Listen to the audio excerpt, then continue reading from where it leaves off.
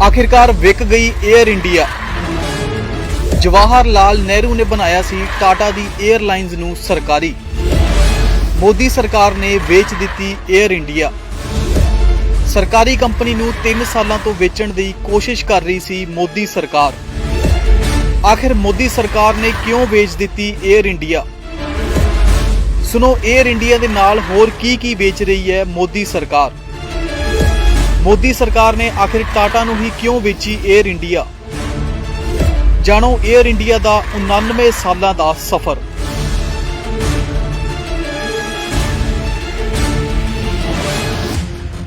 आखिर वेच ही दिती गई एयर इंडिया मोदी सरकार वल्लों।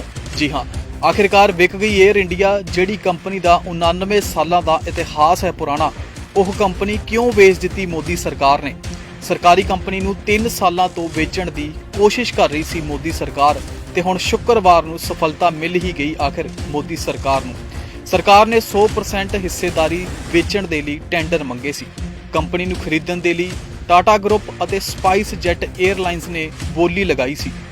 सरकार ने टाटा ग्रुप के टेंडर नूं मंजूरी दे दिती ते 1953 च उस वक्त दी जवाहर लाल नेहरू सरकार ने एयर इंडिया नूं सरकारी ऐलानिया सी ते हुण 68 साल बाद एक बार फिर एयर इंडिया दा मालिकाना हक टाटा समूह दे कोल आ गया।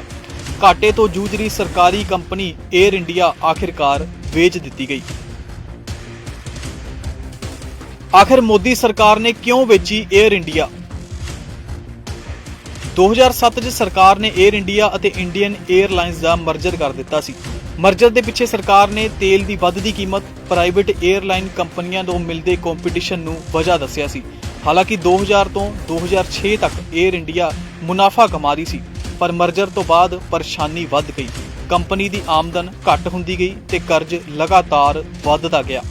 कंपनी ते 31 मार्च 2019 तक 60,000 करोड़ तो भी ज़्यादा का कर्ज सी। वित्त वर्ष 2020-21 दे लई अनुमान लगाया गया सी कि एयरलाइंस नूं 9,000 करोड़ का घाटा हो सकता है। मोदी सरकार ने आखिर टाटा नूं ही क्यों वेची एयर इंडिया? टाटा ग्रुप ने स्पाइस जेट के चेयरमैन अजय सिंह तो ज़्यादा दी बोली लाई सी। इस तरह करीब 68 साल बाद एयर इंडिया घर वापसी कर गई। वित्त मंत्री निर्मला सीतारमन, कमर्स मंत्री पीयूष गोयल और एविएशन मंत्री ज्योतिरादित्य सिंधिया की कमेटी ने इस डील ते मोहर लगाई है। सूत्रा के मुताबिक एयर इंडिया का रिजर्व प्राइस 15 तो 20,000 करोड़ रुपए तय किया गया सी। सुनो एयर इंडिया के नाल होर की बेच रही है मोदी सरकार। सरकार एयर इंडिया की 100% हिस्सेदारी बेच रही है। इस विच एयर इंडिया एक्सप्रैस की भी 100% हिस्सेदारी शामिल है। इस दे नाल ही कार्गो और ग्राउंड हैंडलिंग कंपनी AISATS की 50% हिस्सेदारी शामिल है। विमानां तो इलावा एयरलाइंस की प्रॉपर्टी, कर्मचारियों के लिए बनी हाउसिंग सोसाइटी और एयरपोर्ट ते लैंडिंग और पार्किंग स्लोट भी सौदे का हिस्सा होणगे। नवे मालक नूं भारती एयरपोर्ट्स ते 4400 डोमैसटिक और 1800 इंटरनैशनल लैंडिंग और पार्किंग स्लोट मिलणगे। इस दे नाल ही विदेशी एयरपोर्ट ते भी करीब 900 स्लोट मिलणगे। ते हुण इस डील के तहत एयर इंडिया का मुंबई दे विच स्थित हैड ऑफिस ते दिल्ली का एयरलाइंस हाउस भी शामिल है। मुंबई के ऑफिस की मार्केट वैल्यू 1500 करोड़ रुपए तो भी ज़्यादा है।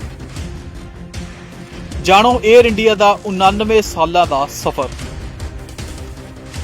1932 ਦੇ ਵਿੱਚ JRD टाटा ने देश 'ਚ टाटा एयरलाइंस की शुरुआत की सी, पर दूजे विश्व युद्ध तो बाद दुनिया भर 'ਚ एविएशन सैक्टर बुरी तरह ਦੇ ਨਾਲ प्रभावित होया सी। इस मंदी तो निपटन के लिए योजना आयोग ने सुझाव दिता सी कि सारी एयरलाइंस कंपनियां का राष्ट्रीयकरण कर दिता जाए। ते मार्च 1953 च संसद ने एयर कारपोरेशन एक्ट पास किया। इस एक्ट के पास होने तो बाद देश 'ਚ काम कर रही 8 एयरलाइंस का राष्ट्रीयकरण कर दिता गया। इस विच टाटा एयरलाइंस भी शामिल सी ते सारी कंपनियां नूं मिला के इंडियन एयरलाइंस अते एयर इंडिया बनाई गई। एयर इंडिया नूं इंटरनैशनल तो इंडियन एयरलाइंस तो डोमैसटिक फ्लाइट्स संभालण का जिम्मा दिता गया ते 68 साल बाद एक बार फिर एयर इंडिया का मालिकाना हक टाटा ग्रुप के कोल आ गया, जिस नूं हुण यह कहा जा रहा है कि एयर इंडिया की हुण घर वापसी हो गई है। सो घाटे तो जूझ रही सरकारी कंपनी नूं 3 सालों तो वेचण की कोशिश कर रही सी मोदी सरकार नूं हुण आखिर सफलता मिल ही गई। सरकार ने 100% हिस्सेदारी बेचण दे लई टेंडर मंगे सी। ਕੰਪਨੀ ਨੂੰ ਖਰੀਦਣ ਦੇ ਲਈ ਟਾਟਾ ਗਰੁੱਪ ਤੇ ਸਪਾਈਸ ਜੈਟ 에ਅਰਲਾਈਨਸ ਨੇ ਬੋਲੀ ਲਾਈ ਸੀ ਤੇ ਸਰਕਾਰ ਨੇ ਹੁਣ ਟਾਟਾ ਗਰੁੱਪ ਦੇ ਟੈਂਡਰ ਨੂੰ ਮਨਜ਼ੂਰੀ ਦੇ ਦਿੱਤੀ ਹੈ ਤੇ ਵਿੱਤ ਮੰਤਰੀ ਨਿਰਮਲਾ ਸੀਤਾਰਮਣ, ਕਮਰਸ ਮੰਤਰੀ ਪਿਊਸ਼ ਗੋਇਲ ਤੇ ਐਵੀਏਸ਼ਨ ਮੰਤਰੀ ਜੋਤਿਰਾਦਿੱਤਿਆ ਸਿੰਧੀਆ ਦੀ ਕਮੇਟੀ ਨੇ ਇਸ ਡੀਲ ਤੇ ਮੁਹਰ ਲਗਾਈ ਹੈ। Bureau report, daily post Punjabi.